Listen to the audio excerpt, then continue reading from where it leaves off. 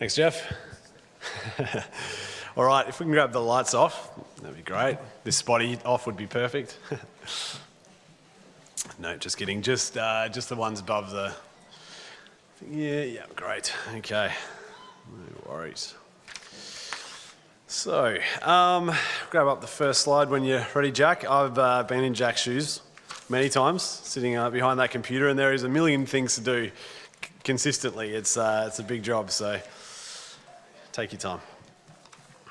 There we go. Go over here. Okay, so the prayer languages of Isaac and Ishmael. May have had a couple of you scratching your head, and hopefully I can have you scratching it a little less by the end, maybe. Hopefully not more. We'll head to the next slide.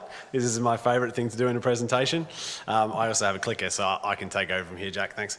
Got to put a disclaimer in there, particularly because tonight I'm going to be reading from the Quran and a bunch of other texts.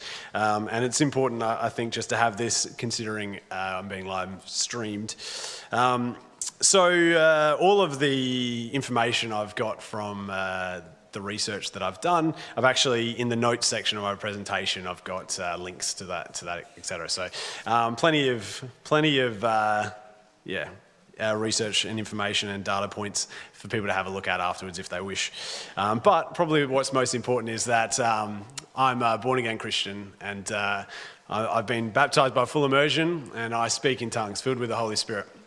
And so through that experience, I've seen the overwhelming power, grace of God, and through that alone myself, I can testify that the Bible is accurate and true. So what we're going to be doing today is having a bit of a discussion or looking into some of the origins of the Islamic faith, and comparing them with Christianity, specifically to do with the split off between Isaac and Ishmael. We're going to be following those through to their roots, and then hopefully answering that initial question about the prayer languages. So, here we go. Oh, that's the wrong way. There we go. Okay. So first of all, we're going to have a look at the biblical journey of Abraham, Hagar, and Ishmael. And I'm just going to read this from Genesis chapter 21. And the child grew and was weaned, and Abraham made a great feast the same day that Isaac was weaned. And Sarah saw the son of Hagar the Egyptian, which she had borne unto Abraham mocking. Wherefore she said unto Abraham, Cast out this bondwoman and her son, for the son of this bondwoman shall not be heir with my son, even with Isaac. So originally Sarah wasn't able to have kids, and we know that Abraham went in unto Hagar and had a child by Hagar, and then later Sarah was able to, and so now we see here Sarah going, well, I want the inheritance to be my son because I'm your wife. And so the story continues. After Sarah requests this, in verse 13 we read, And the thing was very grievous in Abraham's sight because of his son. He loved his son. And God said unto Abraham, Let it not be grievous in thy sight because of the lad and because of thy bondwoman. In all that Sarah hath said unto thee, hearken unto her voice, for in Isaac shall thy seed be called. And also of the son of the bondwoman will I make a nation, because he is thy seed. So don't worry, I'm going to still look after Ishmael. Just do what your wife says. And I bet all wives wish God gave that commandment to their husband. In this case, Abraham was told to listen to his wife, and he did. And so we can have a look here and see Abraham rose up early in the morning and took bread and a bottle of water, and he gave it unto Hagar, putting it on her shoulder and the child, and sent her away, and she departed and wandered in the wilderness of Beersheba. So Beersheba is also essentially the area Isaac was born in, from what we can read. And so the wilderness of Beersheba is just underneath it, not too far away. When we keep reading, so just to this point here, and the water was spent in the bottle, and she cast the child under one of the shrubs, and she went and sat her down over against him a good way off, as if it were a bow shot, for she said, Let me not see the death of the child. And she sat over against him and lifted up her voice and wept. Pretty sad kind of scene here, pretty heartbreaking, I could imagine. And God heard the voice of the lad, and the angel of God called to Hagar out of heaven. Keeping in mind, this boy would have been roughly 16 years of age at this stage. So he wasn't a baby, but from, if you kind of look at the age, he was definitely over 10. Fear not, for God hath heard the voice of the lad where he is. Arise, lift up the lad, and hold him in thine hand, for I will make him a great nation. And God opened her eyes, and she saw a well of water. And she went and filled the bottle of water, and gave the lad drink. And God was with the lad, and he grew, and dwelt in the wilderness, and became an archer. So, and we can continue to read, and he dwelt in the wilderness of Paran, and his mother took him a wife out of the land of Egypt. So this is the whole story of the Bible. From this perspective, happens in this region. And so from Beersheba to Paran is almost exactly 100 kilometres as the bird flies, to give you some perspective on distance. So not too far away initially, and then they went a little bit further away. He marries a wife there. So that's the biblical account. Also in the biblical account, Isaac was the son that was put on the altar and then to be sacrificed, and then a ram was provided instead. So that's the biblical account. If we go across now to the Islamic tradition, or the Islamic account, now there is conjecture on the way this story 100% goes, but this is the main story that is believed. So this is the majority belief, and it is a vast majority. It's not just a smaller amount. In regards to Abraham, Hagar, and Ishmael's journey, it's really important we know this, because this is going to play a big part into the prayer languages we're going to talk about a little bit later. Okay, so I'm going to read this part, and this is. Interestingly enough, a lot of the traditions that are held by Islamics in their belief are not actually in the Quran. They're from other books after the Quran, like the Hadith, for instance. So this is from the Hadith. Abraham didn't just send Hagar and Ishmael off alone from Canaan. He went along to see the two of them safely to their destination. The trio travelled together until they reached a spot on the southwest side of the Arabian Peninsula, by the very place where the city of Mecca would someday sit. So if we have a look at this map, we can see Jerusalem up the top there. Beersheba is where that dot is. And then Mecca is the dot right down the bottom. So all three of them in the Islamic tradition account, they all trek down there. We'll go to the next one there. When they reached the appointed spot, Abraham gave them a leather bag. I couldn't find any real pictures, so cartoons will do. And we had some dates in it, Hagar as well as a skin of water. Bidding her farewell, he turned away and began the long trek back to Canaan, a journey of 40 camel days. So it's a 40-day hike via camel. That's a fair way. Hagar, horrified to be abandoned in such a barren place, chased behind Abraham, pleading with him, but he refused to stop. Realizing that her words were having no effect, she tried something else. She asked if this was what God had ordered. And when Abraham said yes, then he will not, she said, then he will not neglect us. So she accepts that. So we see a slight change in the pace, but God kind of did order it, but now we're in a very different location, and the location will play a little bit later as well. Resigned to her fate, Hagar returned to the spot where Ishmael waited with water and dates.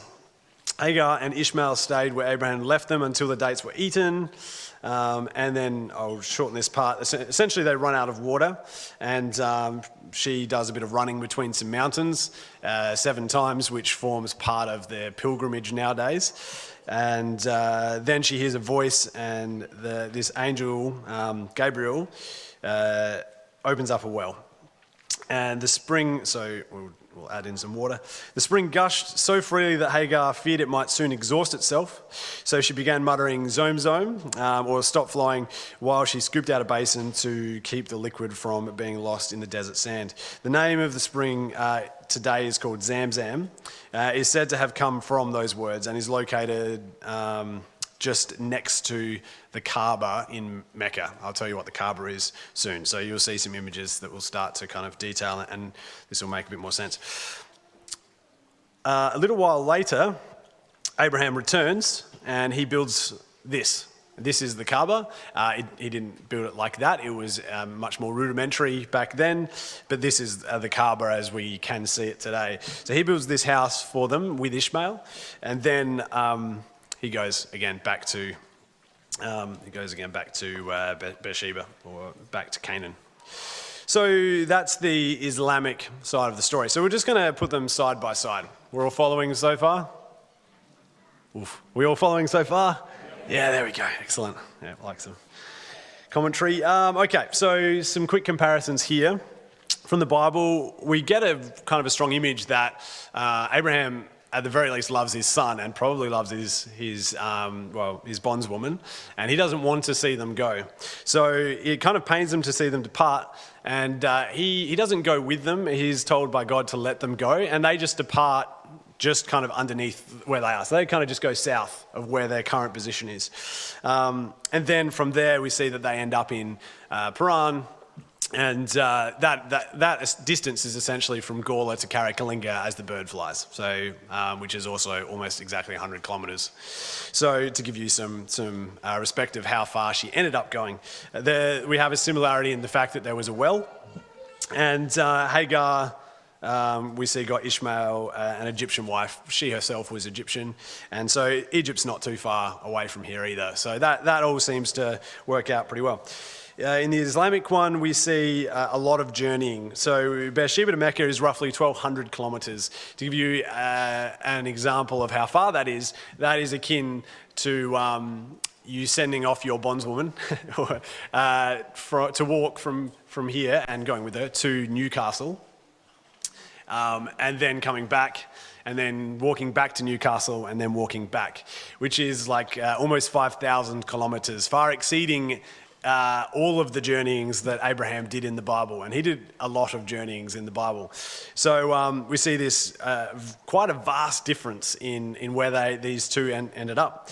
They have a well as well in the Quran, and it's called Zamzam, and Abraham builds the Kaaba. So they're the basis for the story of what we're going to go through today. So that we understand now, we can start to bring it out a little bit further. We're going to have a look at a couple of things. We're going to have a look at Muhammad and the origins of the Quran and his origins. We're going to then have a look at the Kaaba, Mecca, and Zamzam. You're going to see pictures of these and words, so hopefully you'll be able to commit them to memory. But it is good for us to actually know. And when I thought about this and started looking into this, I was kind of surprised at how little I knew about the origins of this.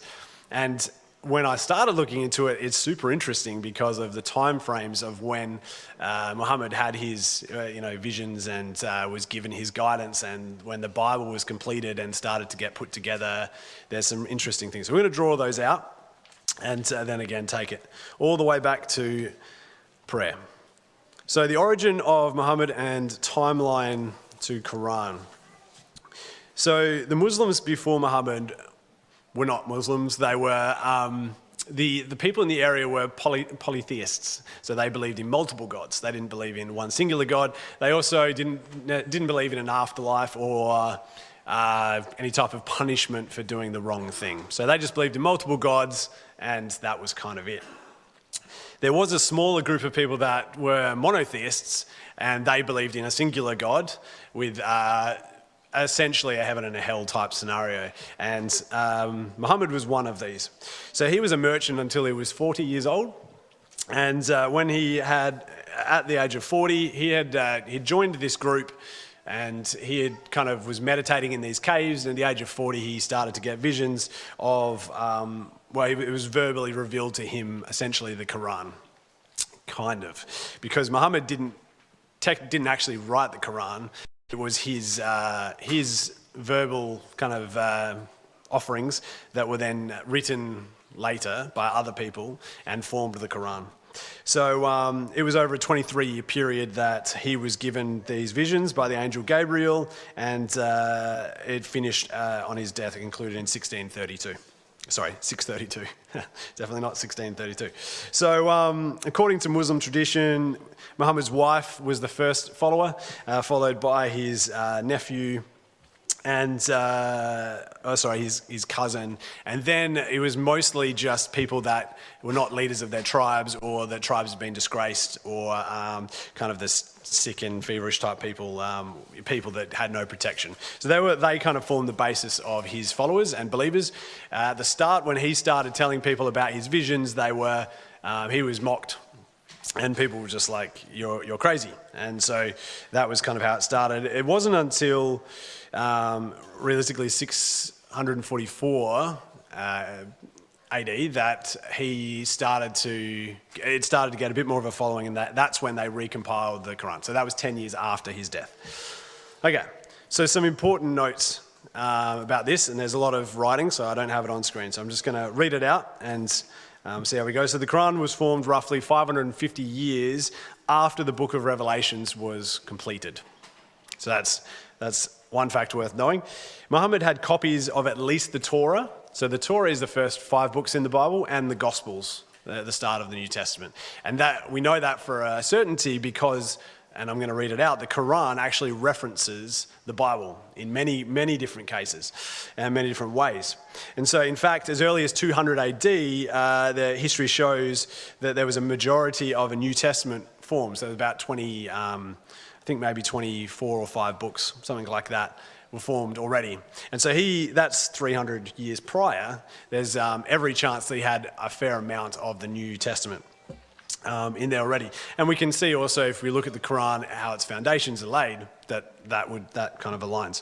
But if we read out of the Quran, so the Quran doesn't have books, it just has chapters. So it has surah, chapter, and then verse. So it's just got essentially one book. And so Surah 3, verse 3 and 4 says, "He has revealed to you, O Prophet," so he's talking about himself, "the book in truth, confirming what came before it, as he revealed the Torah and the Gospels previously, as a guide for people, and revealed the standard Quran to distinguish between right and wrong. Surely those who reject Allah's revelations will suffer a severe torment." Now, I can read this in irony, but we see here a really interesting statement. So it talks about in the Quran about the Torah and those first 5 books of the Bible, and it talks about the Gospels, and it also says that confirming what came before. So those things were true, that it's been revealed, and those that reject Allah's revelations will suffer a severe torment. So there seems to be a bit of a contradiction here, where we see the Quran is stating too that you should trust in those things, but then we see that the current state of Islamic tradition has moved quite far from it. And then in Surah chapter 10, 94, "If you, O Prophet, are in doubt about these stories that we have revealed to you, then ask those who read the scriptures before you." So remember I said about there were the people in the cave meditating, and they actually had these scriptures, and so this is actually referring to the Bible here. "The truth has certainly come to you from your Lord, so do not be one of those who doubt." So again, we see that Muhammad is told not to doubt the things that have come prior, and that they are kind of they're the things that you should rely on 100%, and then from there you can do whatever, I guess. But from what we're reading here is saying rely and trust on the Bible, and don't deviate from it. The statement, "the truth has certainly come to you from the Lord." So it's stating that the Bible is the truth here. Some really interesting statements out of the Quran. And what is interesting is, Ishmael, for instance, the Muslim belief is that Ishmael was the one that was sacrificed, going to be sacrificed, but a ram was provided for Ishmael instead of Isaac. But the Quran doesn't state which son it was, it just says a son. So there's been a lot of deviation from the Quran and additional texts. But it's important to note these facts here, because when we read and continue going through this presentation, we should note that the Quran actually confirms the Word of God, because it came after the Word of God. It came well after, like half a century after the Word of God. And so we see 2 verses here that very clearly state that it's obviously text that should be believed. So then, knowing this, how did the story of Abraham, Hagar, and Ishmael change so much? And why did it change so much? So we'll continue on. We know that this scripture here in John 4, Jesus saith unto her, "Woman, believe me, the hour cometh when ye shall neither in this mountain nor yet Jerusalem worship the Father." So we know that Jerusalem was not going to be the place to worship after Jesus' death. And Jesus kind of states that here, but we know that because we've experienced in our lives the Holy Spirit, and we know what has happened, and so it's easy for us to look back. For them back there, maybe it wasn't as clear. And in the Quran, they're told to turn their faces towards a sacred mosque, and it's a thing called the Qibla, and we'll talk about that shortly.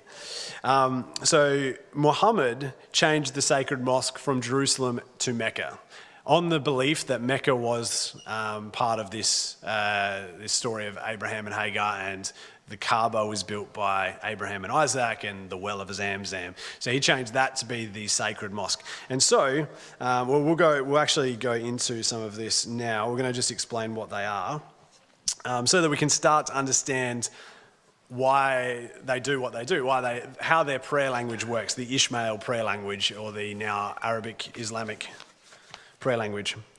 So first of all, out of these three, we're going to have a look at the Kaaba. So this was built by Abraham and Ishmael. There are some texts that state it was there prior to Abraham and he refurbished it, but predominantly it's built by Abraham and Ishmael. It didn't look like this initially. So this sits in the center of Mecca. It looked a little less, I don't know what the word is. It didn't look like that. So that black cloth around it is a cloth that gets replaced every year.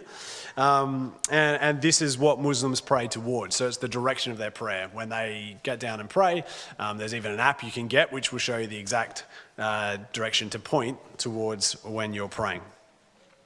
The next thing to have a look at is the Zamzam well. So this Zamzam well actually sits about 20 meters just next to the Kaaba, and it's underground. And this is the well that they believe Hagar was provided by Gabriel. It was redug by Muhammad's grandfather. To give you a little bit more backstory. And then we have Mecca. Now Mecca is pretty phenomenal in a lot of different ways. So it's built around the Kaaba and the Zamzam, and it can accommodate, I checked this on several resources, 4 million people. That's a lot of people. It's obviously quite big, but 4 million were very pressed in people, I guess. They have quite a lot of deaths each year there because of that, though. In some of the So it's not uncommon to have, 200, 300, 400 people die a year from being crushed in the press or whatever. But a couple of years they've had stampedes, and they've had 2,000, 2,500 people die in one stampede, which was just crazy considering this is a sacred place of God, to consider that could be even possible. Because there's obviously... as part of being a Muslim, you must pilgrim to here at least once in your lifetime if you can afford to do so or are able to do so. You must do it. So they get a lot of people there, as would be expected. All right. So we're starting to understand a bit more of the background and that. The Qibla is interesting. So it's the direction of the sacred mosque, which was changed to Kaaba. So it's the direction of Kaaba, which is the Muslim... which is used in Muslims in various religious contexts. So Muhammad and the early Muslims in Medina, they actually prayed to Jerusalem, and then they changed it to Mecca, and specifically to the Kaaba. Okay, and that was in 1624. All right, now we're getting down to business. So the prayer language of Ishmael. So first of all, we know they pray towards Kaaba. They have to have specific clothing for men and women when they're praying. They also have, they have a thing called the Salah or Salat, and it's how they pray. So I was quite intrigued by this. So I'm not going to read it all out because it's actually five pages like that of exactly what to do. And it's very detailed. So there's 11 main steps. There's very precise wordings, phrases that have to be quoted in conjunction with body movements. So they have to quote a phrase and look one way, the other way, bow down, kneel up, prostrate themselves. They have to get up and sit on one foot while the other foot is half up and kneeling on their toes.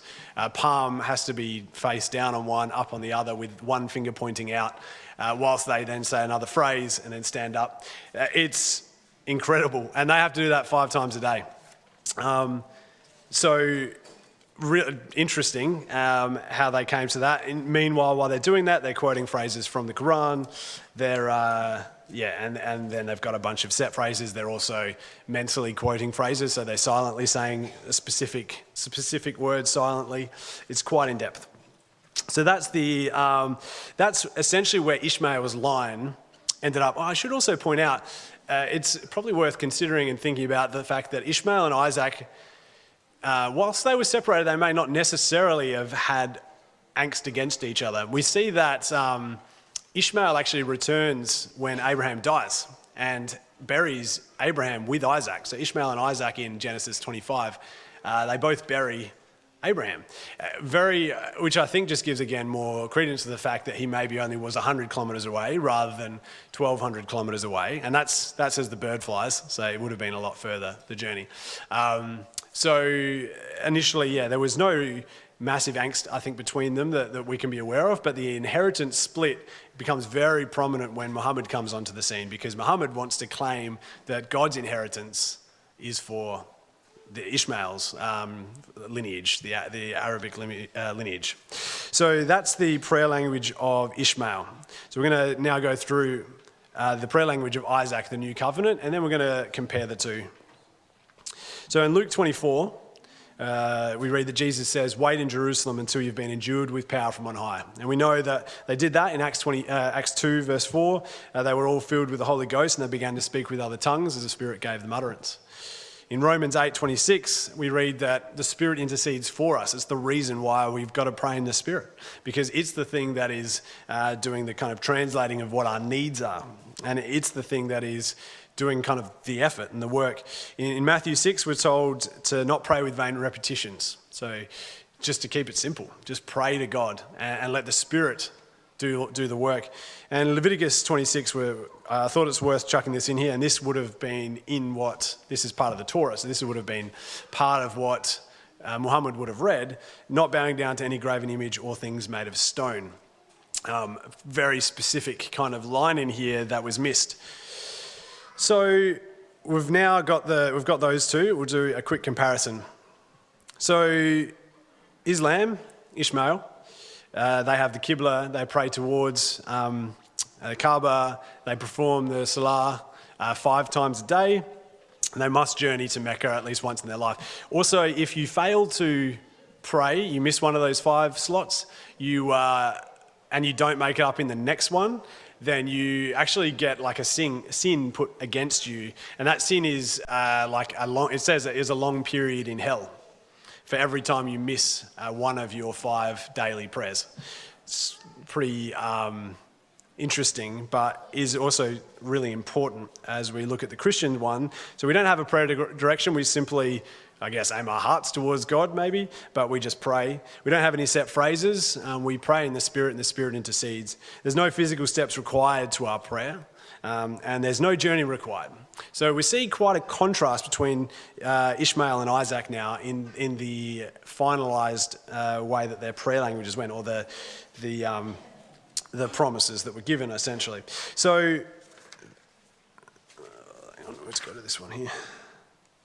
So I want to have a look now then, and just to finish it up and kind of wrap it up in regards to the inheritance, and potentially ask a question. Why, if Muhammad had the Torah and had the Gospels, why did we end up where we are? Why did we end up with so different ways of praying? And it's something that I pondered a lot for a while, and it made me wonder that the stark contrast between these two almost confirm, to me at least, the fact that we must be doing it the right way, or this must be God's design, because we have these 2 brothers where there was a split, an inheritance given to one and not the other.